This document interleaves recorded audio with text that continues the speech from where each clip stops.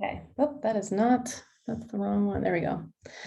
Okay, everyone can see my presentation slides, correct? Yes, all right, let's get started. Okay, everyone, welcome to this month's member call, where we're going to be discussing engaging ecosystems time zone equity. And I'll present our amazing speaker for today in a second, but my name is Sarah Sterling. I'm the program catalyst for conveners.org.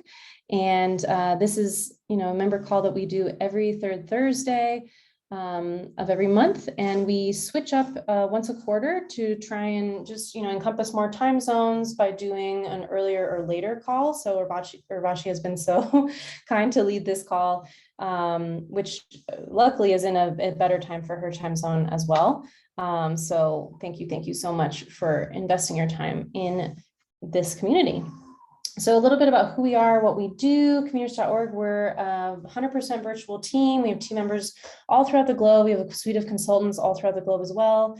And we've always been virtual. So the whole COVID nightmare that it's still going on didn't affect our team as much, definitely affected our work a lot. And we've had a couple of ecosystem calls to talk about that. We actually have an ecosystem call coming up next week with Heather Mason to talk about like hybrid events. But I just wanted to give you a little introduction to who we are. This is our amazing team. And then what do? We are primarily a membership community for impact-focused conveners. And by convener, I mean any individual or organization that is committed and passionate about bringing others together in some way, shape, or form, in-person, hybrid, virtual, to create some sort of social and or environmental impact. So what does this look like? This could be an event organizer. So like SandCalp, for example, is a great example of that, and they are members. And Urvashi is leading that as well.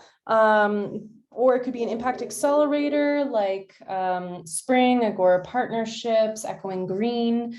It could also be coaching, mentoring, leadership. It could be an impact investor or an impact investment fund. It could be a philanthropic organization or corporation. So we have a very wide suite of members from all over the globe that come together as part of our membership community to share resources, join these member calls, for example, attend events that we host or that others host. And then, share their expertise, knowledge, and networks. We also have an advisory services arm where we do consulting work for large corporations, universities, philanthropic organizations, you name it. If you need sort of that one-on-one support and guidance, and our suite of expertise from the team, please contact me. But that's another part of the services that we provide. And again, upcoming calls, we have our ecosystem call with Heather Mason coming up next week, August 24th at 10 a.m. Pacific. And then our member call next month will be with Brett from Forward Cities on effective techniques to capture community voice in developing collective strategy. So it'll be on the 16th at 1 p.m. So finally, certainly not last or least, we have Urvashi Devi Dayal, who's joining us from IntelliCap/SandCalp India lead. And if you haven't heard of SandCalp/IntelliCap, please check them out. I have their links here. I'll put the links in the chat after this, but she's going to be leading our conversations on time zone equity. So with that, I'm going to pause for a second. We usually do a community connection. So that's coming up right here. This is our agenda for today.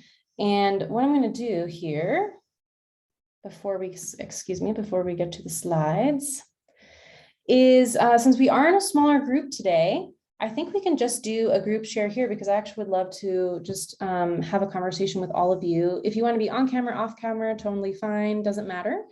But this is something that we do just to sort of showcase how we love to intentionally build community through personal connections and building personal relationships and community. So with that, one of the things we do in these member calls every time is we do a community connection for about 10 minutes. We'll see how long this goes, but I will try and get us into the 10-minute time capsule. And today, if you can, and I'll put it in the chat as well, if you can share your name, organization, one sentence about what your organization, like what your focus of your work is, what you do in one sentence. And I'll give you a second to think about that too, because I know that's hard to condense everything that you do into one sentence. And then I would love to know, are you a morning person or a night owl? And depending on which, if you're a morning person, what's a morning ritual you love? And if you're a night owl, what's a ritual you love to do before going to bed? Connected with if you're a night owl or a morning person. So I can go first to break the ice. I'm Sarah Sterling. I'm Program Catalyst for Conveners.org, as I said before. I'm based in Guatemala City. I've been living here for about 6 years.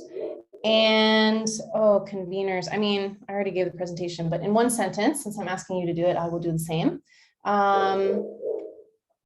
We build intentional communities for purpose-first conveners to connect, share, and learn from one another from all over the globe. And I am definitely a morning person. I'm like a 90-year-old woman on the inside, so I get really tired at like 9 p.m. And I'm a new mom, so I go to bed at 7:30 with my 11-month-old every night. And she passes out and I stay up a little bit. Last night I was doing my Sudoku, which was, such a wild Wednesday night with the baby. And one of my favorite rituals in the morning, since I'm a morning person, is on the weekends, sometimes I would love to make bagels from scratch. It's actually really easy. It just takes forever. It's like 2-3 hours. So you do have to get up early, which is not a problem for me because I'm up anyways.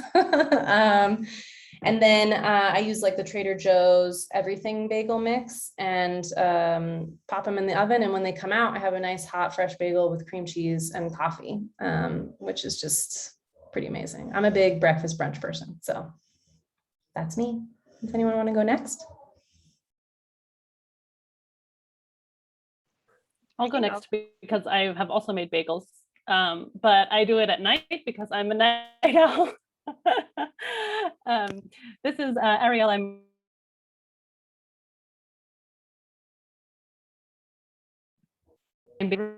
We build ecosystem for entrepreneurs in the global south. I'll just keep it that. Ritual is bed and bath time for the kids, and then my time to sort of decompress. I really struggle to get up in the morning, and I'm super efficient at night. Wants to say hi, but anyway, you can't see her because I blurred my background. It's going to take too much time. Ariel, you're cutting in and out just a little bit, but I think we got half of what you were trying to say. Let me quickly follow up on that because I'll follow up on what Ariel said. So hi, everybody. My name is Urvashi, as Sarah mentioned before, and I lead the Sankalp Forum for India. Ariel is my incredible co-conspirator, professional soulmate who sits in Nairobi and leads the Sankalp Africa Summit. It's very precious to have somebody like that. And unfortunately, because she is a night person and I am a morning person and I start my day 2.5 hours before she does, she gets probably about 50 emails from me by the time she reaches her desk. So, but it is the way the world works. As I said, I'm a morning person. And I think my absolute favorite thing to do is when I hit on a song, I usually, my best days are when I can wake up in the morning and put on a song and then I listen to that song on repeat for the whole day and then actually get a whole bunch of stuff done. So all the cleaning, whatever else is done, the household stuff, that's that precious little 1 hour in the morning that you get to do. But yeah, that's me. I can go. I love that about the song and the bagels also. My name is Laura Riviecho. I am with the Bridgeband Group in Boston. I am an associate there. We are a management consulting company that provide management consulting services to nonprofits and philanthropists. And I'm definitely a morning person. My favorite ritual every morning, as soon as I wake up, is that I prepare a nice cup of coffee. And I like to enjoy that in bed before the world wakes up. And it's just like my little time to think about my day ahead and reflect about things. That's it. I'll go next. Hi, everybody. Florence Navarro, based in Washington, D.C. So actually, I'm two organizations. My own, Kichocheo, I help purpose-driven organizations scale, mainly through building a great team. And then also I work with Innovators Box, which is a facilitation for creativity, global organization. And in that capacity, in both capacities, I facilitate a lot of, especially online meetings. So love everything that Conveners.org provides. Thank you very much. I am a night person, but I cannot think of any evening routine. My favorite routine is connected to breakfast as well. And I always have some kind of yogurt or ricotta thing. And then I have some tea and some kind of carb with the tea. I'm very like, if I don't have these three things, my day is completely off. So thank you. Thanks, Florence. I can go next. Hi, everyone. I'm Elizabeth. I'm joining you from Candid. We do a whole lot of stuff, but I think to keep it short and sweet, we try to bring transparency to the nonprofit and philanthropic sectors, and a lot of capacity building for nonprofits specifically. That's kind of the arm of the organization I'm situated with. So lots of trainings and convenings on our side as well. I would say I'm actually a mid-morning person. I like getting up out of bed is one of the hardest things to do. But like by 2 p.m., I'm also just kind of like garbage time. You're not going to get the best out of me. 10 to 2 is really my sweet spot. So I would say mid-morning. And with that, brunch goes hand in hand because I love sleeping in. So one of my favorite rituals is pancakes on Sunday morning. So I always love trying a new recipe wherever I can, whether it's something incredibly indulgent or much more on the healthy side. I like exploring all of it. But I would say Sunday pancakes are definitely a ritual in this house. I'm happy to go next. Hi, I'm Jen Dunn. I'm at Salzburg Global Seminar. My colleague Dominic is also at Salzburg Global Seminar, so we can sort of fight it out for our one sentence. I think in one sentence, we're a strategic convening organization that is trying to shape a better world, basically, with lots of other bits in between. I'm also a morning person, although I have to agree with Elizabeth. Despite being a morning person, I hate getting out of bed, but I'm always really pleased if something does get me out of bed early. And my favorite morning ritual, which I do absolutely every day, and I'm upset if I don't get to do it, is getting up, having a really good cup of coffee and reading The Economist for at least 45 minutes before I start the rest of my day curled up on the sofa. That's what I like to do in the morning.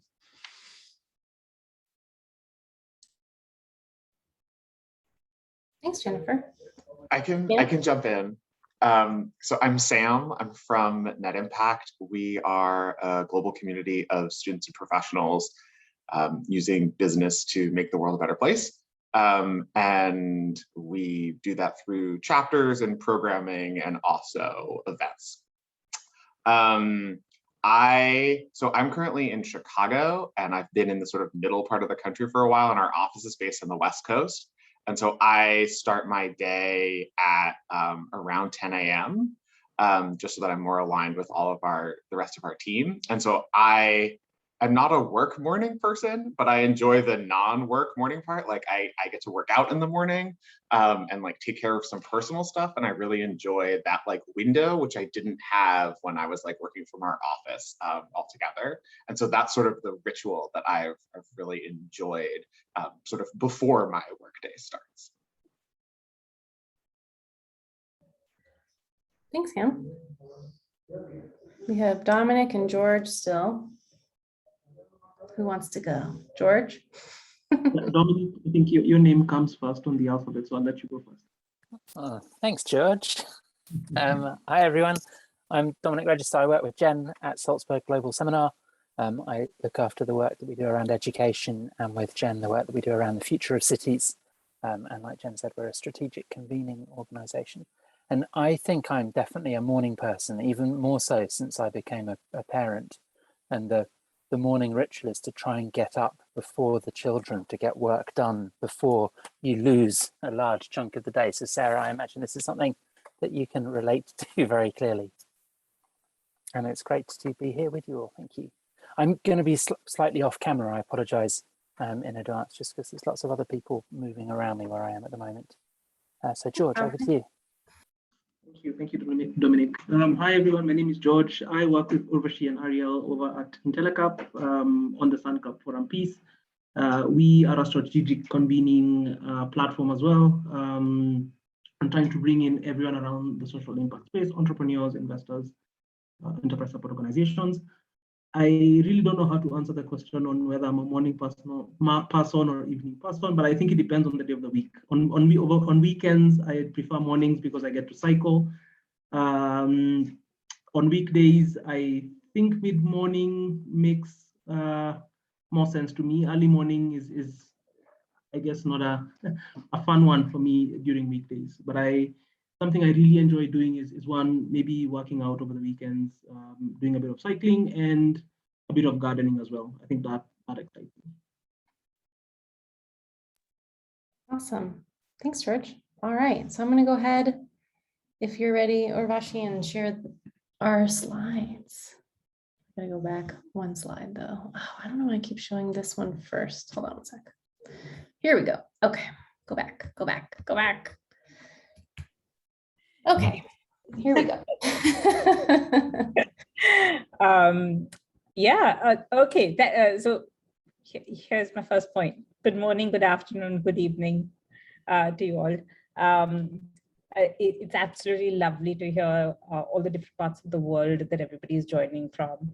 And definitely this is the first point that I wanted to make, is that the virtual world has really upended everyone's workday.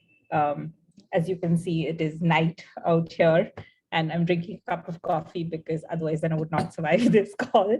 And I know some of you are up a lot earlier in the morning, etc. So really appreciate it.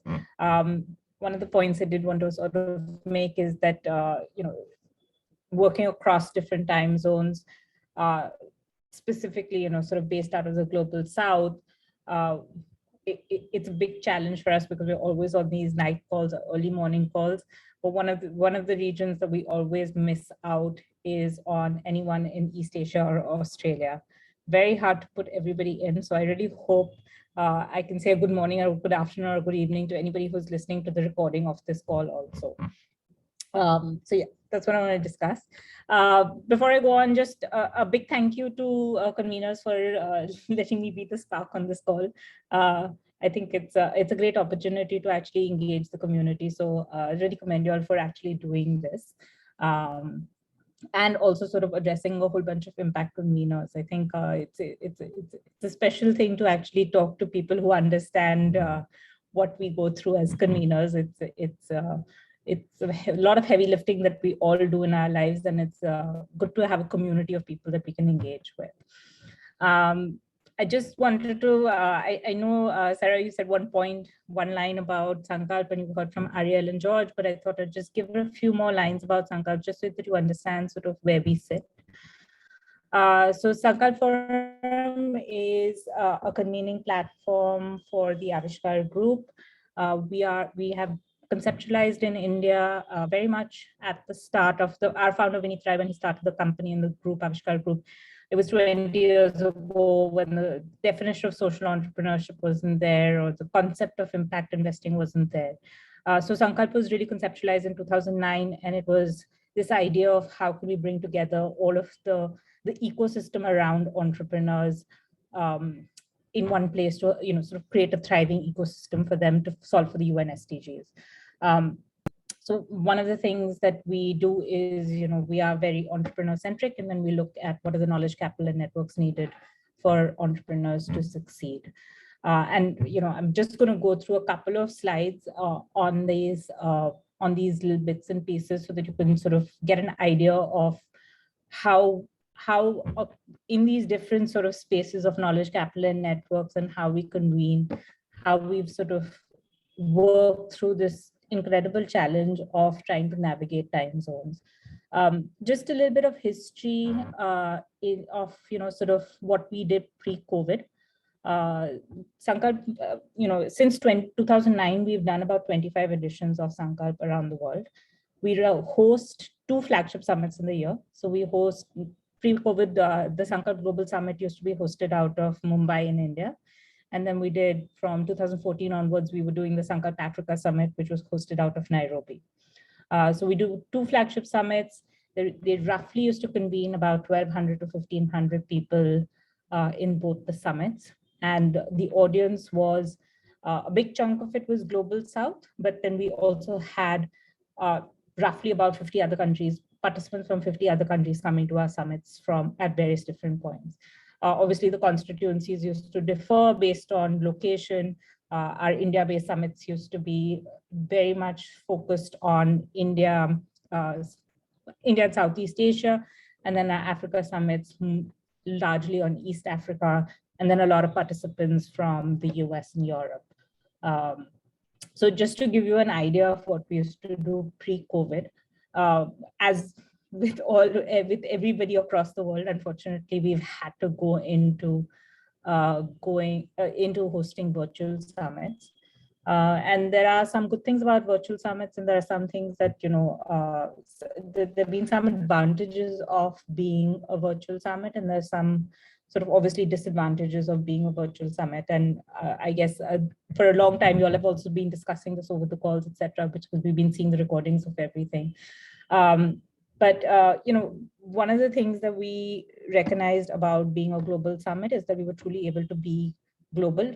In the physical world, we were only allowed to be sort of we couldn't bring everybody down to India, and we couldn't bring everybody to Nairobi, right? And so we've had to sort of really look very deeply about why people come to Sankalp and what they hope to achieve from coming to Sankalp, and how we can create value add for all of these participants across various different needs that they have. So like I mentioned before, we curate, one of the things in the 2 summits that we do roughly about 3 days of convening. We do anywhere between 60 to 80 different knowledge-based sessions. We also, so it's a fairly heavy lift. Last year in the Global Summit, we did a week of convening, and we did 100 sessions during 1 week, which was too much. So I think none of us slept for a very, very long time, but we pared that down to doing 3 sessions and roughly about between 60 to 80 sessions. One of the really big things, and I'll just focus on the knowledge part of it, because that's where a large part of our agenda is curated. Because we have roughly 300 to 400 speakers, a lot of what we had to do, we had to really think through not just the speakers that we're bringing in, but also sort of who the audience is that needs to listen to these speakers, right? And that was an incredible challenge, because very often, the funders that we have, or the investors that we have that sort of fund these spaces in India, Asia, and in Africa, typically sit in Europe and the US. So one of the things that we did was a lot of pre-recorded sessions. We did pre-recorded, not sessions as much as keynotes and sort of, insights from key people that we wanted to actually have in the sessions. Not only did we do that for people who were influential people, but we also tried to bring in the voice of, and I hate using the word beneficiary, so I'm not going to use the word beneficiary, but say, for instance, a lot of times at Sankalp, we've had rural entrepreneurs who come in from different states and cities in the country to engage at the summit, sorry, home life, to engage in the summit, but we weren't able to do that, and internet connections being as tricky as they are, we did a lot of sort of pre-recorded voices from the ground, as we said, to put into the sessions. So that was something that was very critical for us. We found the session recordings was an incredible boon for us. This was something that we weren't able to do in physical summits as much as we wanted to get video equipment and capture conversations that happened in person.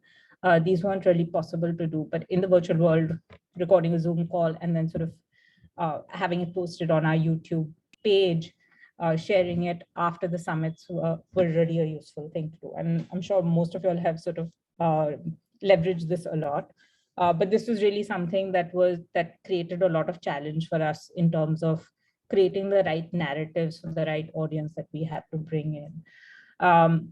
One of the things that we did, like I said, we're doing anywhere between 60 to 80 sessions, and what we did is, and I'll speak about the Global Summit, and then maybe Ariel, sorry, I didn't prep you for this call, but if you want to jump in and talk about sort of how we plan the Africa agenda also, that'd be great. But one of the things that we really did was follow the sun. So we start at 10 a.m. India time, and that's where we really engage an Indian audience and Indian speakers. And then we move on to, and that's also an opportunity for us to bring in speakers and audiences from Southeast Asia. So, and this is actually quite interesting because I've had a couple of conversations with people based out of Southeast Asia, and they've said that there've actually not been too many impact convenings in that region, which was actually quite surprising because I feel like our calendars, at least from now till November, are quite packed with impact convenings, but recognizing that they are also sort of more Europe-based or US-based, and more but not so much Southeast Asia, which was actually interesting. So one of the things that we're really trying to do is find a way to engage the region there, as opposed to, before they used to come to the Global Summit, but we have to find a way to put that into our agenda.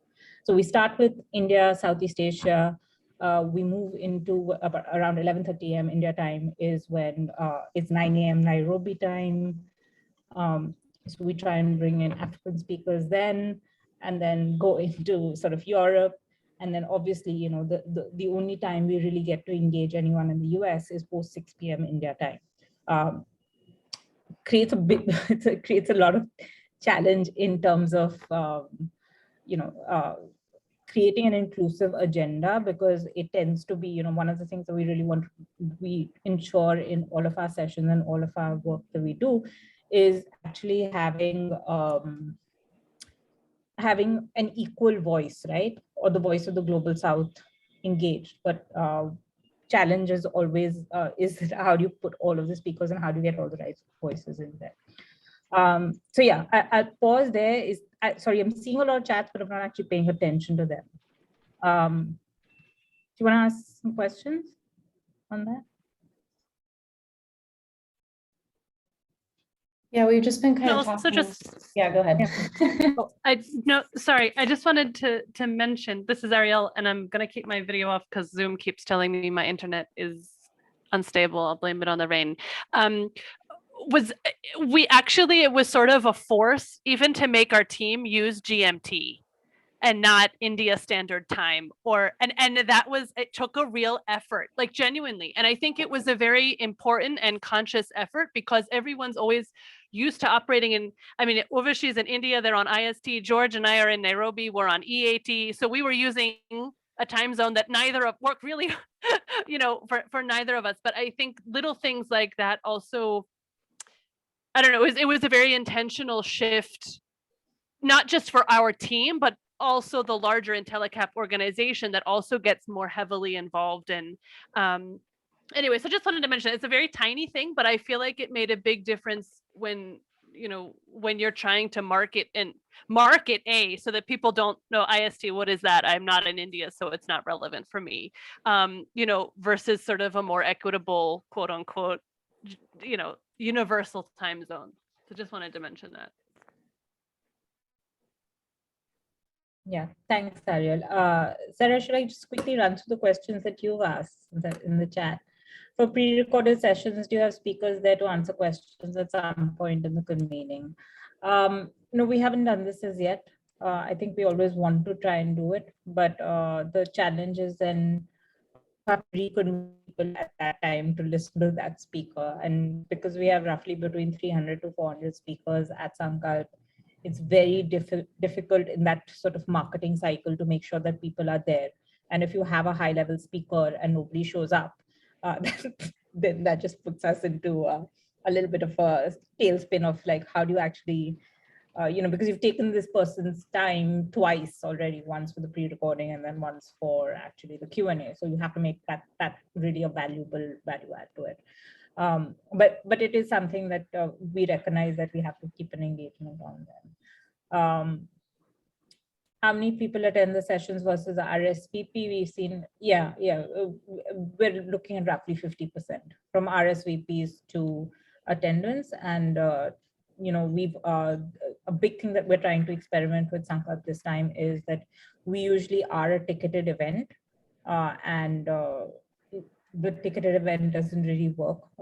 And I can talk about that in the networking space of where we're trying to sort of create this space of the knowledge-based sessions being free to attend, because the number of webinars and the amount of access to knowledge that is being created now is unprecedented in a sense, right? I mean, we had Ken Ofari-Atta, the finance minister of Ghana, speaking at Sankalp, which was unbelievable. I think we've invited the prime minister of Somalia, we've invited 2 Nobel laureates, and everybody's accepting, which is really not, it wasn't something that we could ever manage in a physical space. So the knowledge sessions we're trying to keep free, and then we're trying to keep the networking aspect of it, which we've got a great app that we use, Brella, and that ticketed, because that's very, very focused on, I'm an entrepreneur, I want to meet an investor, or I'm an investor, I want to meet another investor, and how do we make those connections there?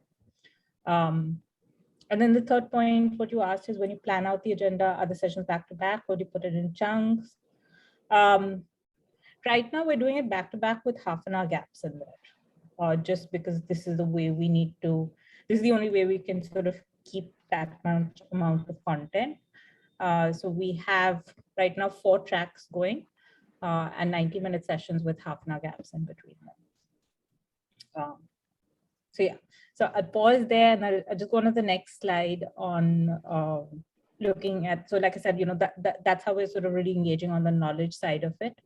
The capital side, because this is a really big aspect of why people come to Sankalp, right? And the capital side is everything from philanthropic capital, angel investing, to impact investors who are looking to build their pipeline and sort of, get that sort of done for the year. I mean, literally people have Sankalp on their calendar, and they make sure that that's coming. And this is something we experimented with in the Africa Summit, which was really good, because a lot of the capital that comes to Sankalp is actually from the US and Europe. And, getting an investor in the US to wake up in the middle of the night is challenging. So when you are the one asking for capital, you're always the one sort of waking up later. So Ariel, you want to jump in here on this? Yeah, I can. So I think, Urvashi sort of prefaced this with the importance of our listening to our constituents and why they come to Sankalp. And the slumber parties was something that was actually inspired by an investor in the Bay Area who has come to Sankalp, Africa, like for forever. Like every year, he's the type of investor who schedules his February around Sankalp because he knows it's happening, right? So I probably spent a good hour and a half to 2 hours with him trying to figure out, like, how can we actually give value to him, as an investor in the Bay Area who's not present, who was incredibly frustrated. He can't travel. He can't put his money to work. Those were his words. So we did a couple of things. The slumber party was one. So this ran from, I think, 7 p.m. East Africa time to 9:30 p.m. East Africa time. It was a real push on the team because we were then, and we are still now, on a curfew at 10 p.m. So we were really rushing against the clock to make sure that we were actually getting our team home well, not home, to the hotel up the street by 10 p.m. So nobody got, arrested or in trouble. So, so we pushed it as late as we could. We had different stage of enterprises pitching every day. So the first day was seed stage enterprises. The second day was like early growth stage enterprises. And the third day was sort of growth oriented enterprises. And the response was fantastic. We had really relevant investors who were dialing in, clearly from abroad, from the US mostly, but also some local folks too. And of course, the entrepreneurs didn't necessarily mind, staying up a little bit late to get the FaceTime. So that was really well received. Pushed the team a little bit, but I think was definitely worth it. And the other thing that Urvashi mentioned here was the sort of enterprise directories. That was something that we experimented with. It was a bit of a late decision, but it again sort of was inspired by that investor that I spoke to. And what we basically did was, we just created a Dropbox directory of a certain set of materials for enterprises who were at the summit. So there were certain required materials like a pitch deck and some financial information. And then there were some optional things like resumes and cap tables, and I don't even remember what. So we just made it a simple Excel sheet so people could see sort of the enterprise name, their country where they were, the amount they were looking for. And then they could sort of cross-reference that with the Dropbox directory. And we only circulated this with the investors who were registered and sort of paid for the summit. I don't want to say it was a flop, but it wasn't like super successful. I think because we were late in promoting it. And funnily enough, like 2 or 3 weeks after the summit was over, like a flurry of investors were writing to us saying, hey, the link doesn't work anymore. And we're like, yeah, well, it expired, the event is over. So I think that was something that we'll try to do again in future and just promote like a hell of a lot more. But those are things that really required no, that was very accommodating for anyone in any time zone, that really made it very easy to sort of find enterprises whom they could connect with and really review some basic information before they reached out for a meeting. So I'll stop there. Sorry, I probably took too much time. No, thanks for that. And I think the 2 points I'll follow up with that Aryan made is that one is that even though they're virtual summits, we still need to book hotels for our teams, because these are in bizarre time zones, traveling to and from the offices, especially in countries which are under lockdown or under curfew, which we never know when that happens, is something that we always budget for. And so that at least we have everybody in one space. Trying to run a virtual summit without everybody together was actually very challenging for us. So that's a great. Hi. The slumber parties was something that we was a little bit of a on the go idea that we had. But I think one of the other points really that is important here is that we've had to do a lot more prep before and after the summit in terms of getting information in a collated place that wasn't so necessary before. So the level of engagement that we had to have with the entrepreneurs to sort of get them to put their sort of material together, etc., so that it's all there in that 1 hour space. Whereas before in a physical summit, it was a lot more of the entrepreneurs reaching out to the investors and setting up their own meetings. Here we are setting up meetings for people in that sense. So that's the bit about slumber parties. And then we also have to actually shortlist our Sankalp Award winners. We have grand juries and screening committees. And one of the things that we've had to sort of really navigate is how to create grand juries and screening committees that are representative of different sort of countries and different sort of, and balance that out, right? Like, and we're currently just, I think Ariel and me just went through this whole exercise where like too many Indians, too many Americans, like how do we balance this all out so that even the entrepreneurs are getting a viewpoint that is unbiased. And this is actually a challenge, because in the previous in physical spaces we'd have the grand jury just before the summit, so everybody's come down any which ways, and they sort of are engaging in a very different space.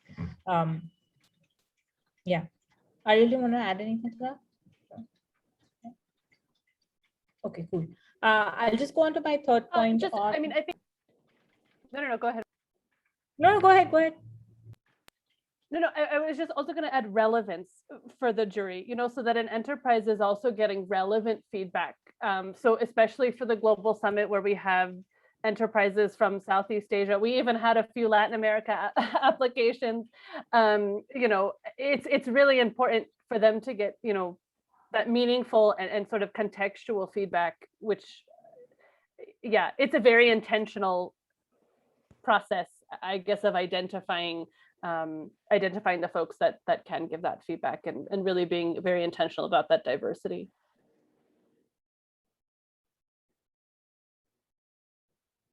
Yeah, thanks for that.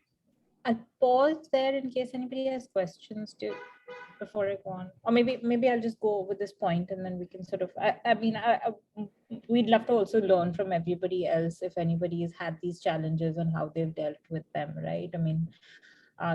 So I'll just sort of touch on the third point, third bucket that we have, which is the networking aspect. And this is why people come to Sankalp, and it's probably one of the most critical aspects. Actually, when we've surveyed people who've attended Sankalp, it's 99% of them come to network. And I joined this organization because I used to have the Thomson Reuters Foundation before this, and Sankalp used to be on my calendar because I used to attend, and my colleagues in Nairobi used to attend, and we used to go, with a stack of 100 cards or whatever. And in those 2-3 days, we would be done with all of our sort of relationship building, all of the work that we needed to do in those 3 days. And it was one of those really critical factors about Sankalp that we, even when we sort of evaluated technology platforms, and I know through conveners, you'll have spent a lot of time even sort of showcasing different technology platforms. And I'm sure everybody's had the same challenge of which technology platform to work with. And I'm sure everybody is going through that thing of where we have like 3, 4, 5 different technology applications going on, because there's no one thing that is really bringing everybody together, right? I think this is something that only this group of people can really appreciate how challenging it is.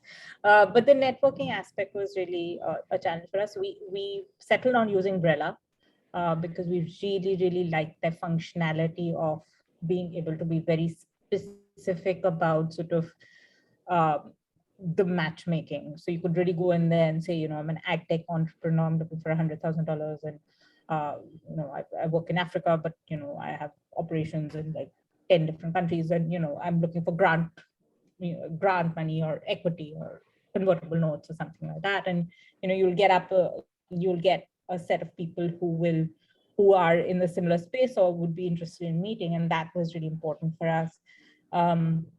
But again, that was something that we realized that we had to open it up a few days before, and we had to leave it open for a few days after. So even though part of the timing was to sort of be focused on those 2 or 3 days that Sankalp is, the engagement has to be across a much longer time, because we will not be able to connect people in the same time zone at the same time. And that's a very critical aspect of it. So I'll pause there, and I'll just sort of say that our next step on how do we sort of manage this networking aspect and the time zone equity in this space is really the move, which I'm sure everybody is exploring, is how do we move to this platform model. And thanks, conveners, for like testing out Mighty Networks. It was on my list of network platforms to engage, and I'm going to use you all as a guinea pig and test out whether it works or not. But that's really sort of where I'll take a pause.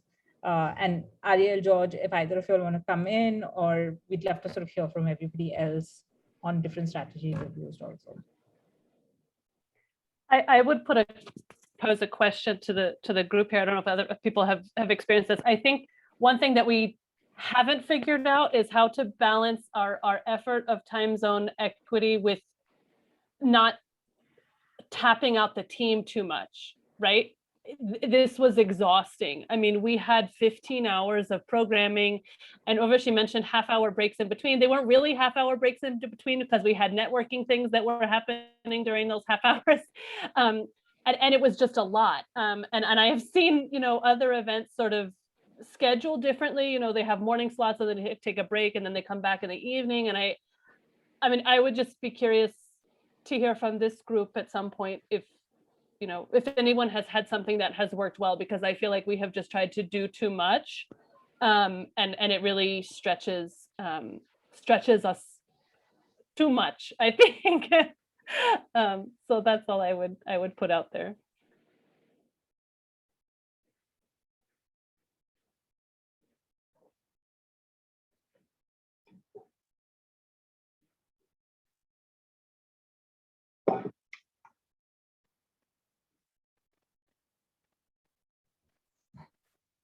Madison, did you want to say something?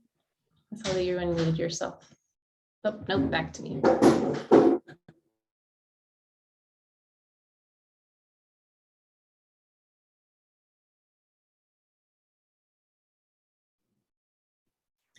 I mean, I can jump in too if no one is. Oh, Jennifer, were you going to go? Please go. No, well, please share. I guess I could do, and I don't know if it is entirely relevant for everyone's situation, but the way we've really changed how we manage all of our programs, in that rather than being ours used to be multiple days residential programs, and now we run them over far longer periods of time. But having kind of it depends, but a typical situation would be, I run some now which are actually over a whole year, and we have meetings once a month, for example, or we run them over 2 months and we meet for slightly longer chunks of time, once a week, for example, things like this. So that's works for the way we want to run our networks, because we really want them to have this sort of network style, and we thought that this is just sort of more manageable. And I don't know if that's something that could work for other people, is just to really like reimagine how the whole program would look. So it means I have, where I went from having sort of like what I would say was like 5 programs a year, every couple of months I would work for a few days very intensely on these programs, and now meet my fellows probably once a week in different forms. So that's what we've done, in partly for the staff, but also just because we realized that it was an easier ask than getting people to stay online for a week or a few days back to back.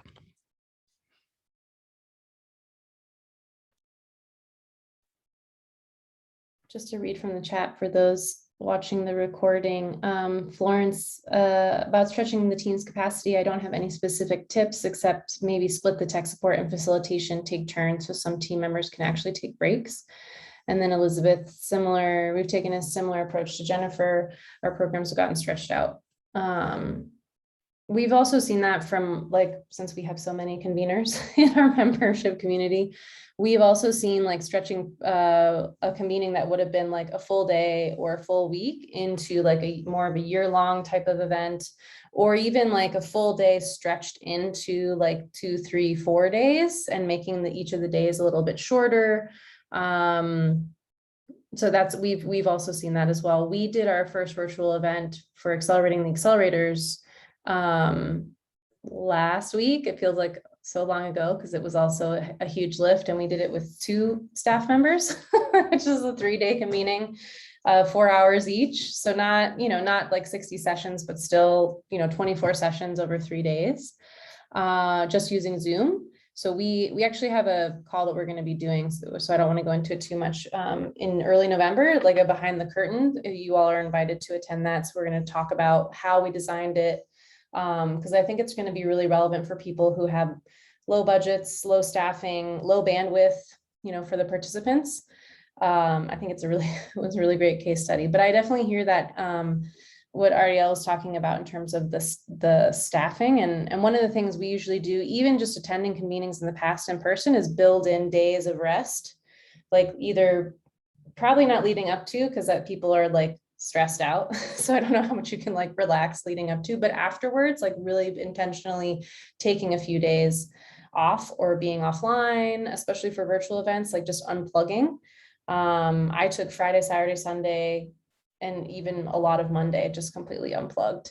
If it's possible. I know there's like a lot of follow through and things you have to do, and uploading of videos and curating of content right after the event as well, and like sending out the thank you emails and all of that. But like, I think making sure you build in time at some point after the event for everyone to take breaks, maybe not all at once, but just to like have that time built in, I think is really important, especially for virtual events, just trying to unplug a little bit. So that's what I would add.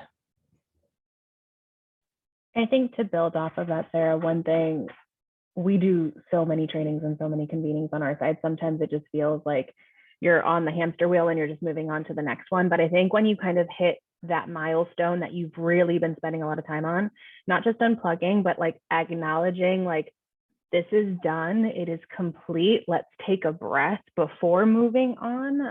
I think really taking that time to like acknowledge just effort, time, sweat, stress, and like appreciation, I think has been really helpful in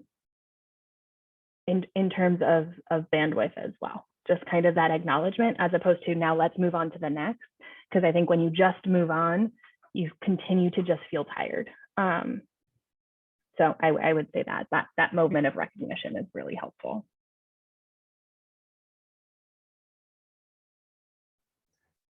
Yeah, thanks for that. And I think I'll just add to that by saying is that one of the things, I don't know whether this is a good strategy or a bad strategy, I'll let you know in December, but on April 1st, I sent calendar invites to literally everybody in IntelliCap, and they have it on their calendars. They have timelines, deadlines, like September 10th is the timeline, the very hard deadline for everybody to get everything in. And so calendarizing this, because it gets very difficult to get onto directors' calendars and sort of manage people's times. So and what happens for us as the Sankalp team is that if you get, because this is what happened at the Global Summit last year, is like we got 400 speakers in 1 week, and there was no way for us to manage it. We basically were typing and then we used Zoho, and then the whole system crashed on us, so we had to reload everything, and it just became a nightmare. So we are building in a lot more administrative support, a lot more timing out here.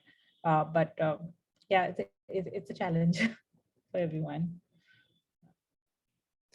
One of the things I wanted to ask really quick, I know I only have 3 minutes, but in terms of the time zone equity piece because I know you said you plan with the sun, but is there a way that you found to find a sweet spot where time zones can mix really well? Because one of the things we've seen, at least we saw with Accelerating the Accelerators, is like we would have a session led by Innovo Hub in Ghana, I believe, but all the attendees were people in Ghana, and we had like one other person from the US, but everyone else was from that same community, and there wasn't a lot of like cross-pollination and mixing from different countries and different time zones virtually. I'm just wondering if anyone on the call has figured out a great way to kind of be able to mix a bunch of different countries and time zones together virtually. We have a strategy for a couple of programs. I've got 2 sort of very international programs. One, I mean, the best time is like if you go for about like 12 or 1 p.m. Central European, you can get like most of the world is bar 1 or 2 parts. And then other we have with a year-round program that we do is we run the same session twice in 1 day. And we do this on a monthly basis, and we change the time that the session is every month. So we've got 3 different times that it can be. So it means that I in Europe would attend 1 month at 8 a.m., 1 month at 3 p.m., and the next month at 10 p.m. my time as I wish. And that means over the course of a few months, you are getting to meet all the different parts of the network. And you'll be mildly inconvenienced each month, and you can, if you want to wake up, you can sort of stay up for each of the calls, and that's how we're mixing people.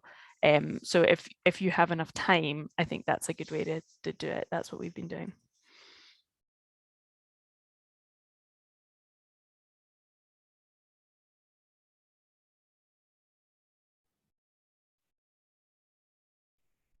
Awesome.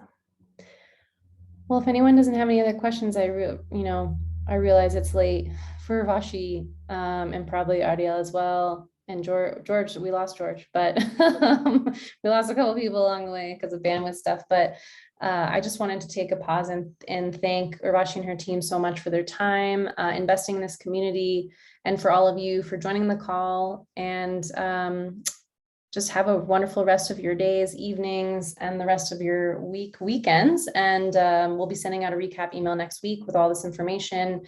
If you all have any resources you'd like to share that were mentioned on this call, please feel free to email me them. Otherwise, I've been taking notes. And thank you all so much. Hope to see you at our next member call next month.